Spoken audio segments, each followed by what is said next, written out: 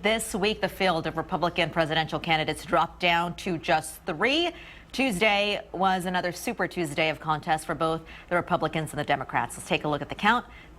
Hillary Clinton now has more than 1,600 delegates. Bernie Sanders has 851. Trump still leading the Republicans with 673, followed by Texas Senator Ted Cruz, 411 for him. John Kasich last with 143. Joining us is Alana Richett with the Texas Tribune to talk about everything that happened over the past week. A lot of developments.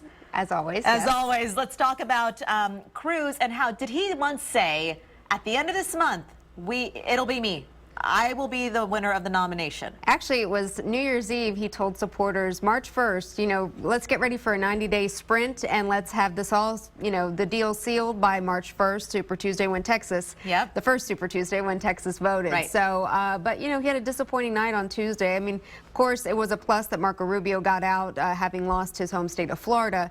But, still, Cruz, it's too close to call in Missouri, and that could be his one win from the night, but everything else, he came in second or third. Okay, and what happens with Rubio now that he's decided to suspend his campaign? What does this mean for him? It means, for Cruz, it means that a lot of the Texas lawmakers here who had initially pledged allegiance to Rubio over Cruz have now came out Wednesday and said that they, were behind Cruz and think he has a path forward. Also, South Carolina Governor Nikki Haley stopped short of endorsing Cruz, but said if she's asked, she is supporting him in lieu of Rubio.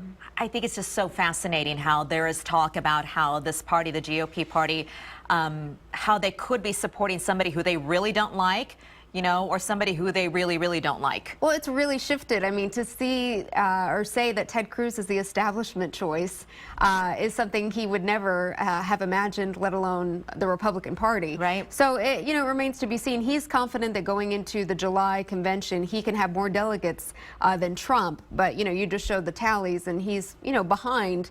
But he's expected to do well in Tuesday's contest, at least in Utah, where Senator Mike Lee, the senator from that state, has endorsed him, and he's spent some time there as well. With Kasich and Rubio still kind of in it, does this mean that we're going to a contested convention? Is it likely now? I think it is likely. Yeah. I mean, Kasich I don't think is going anywhere.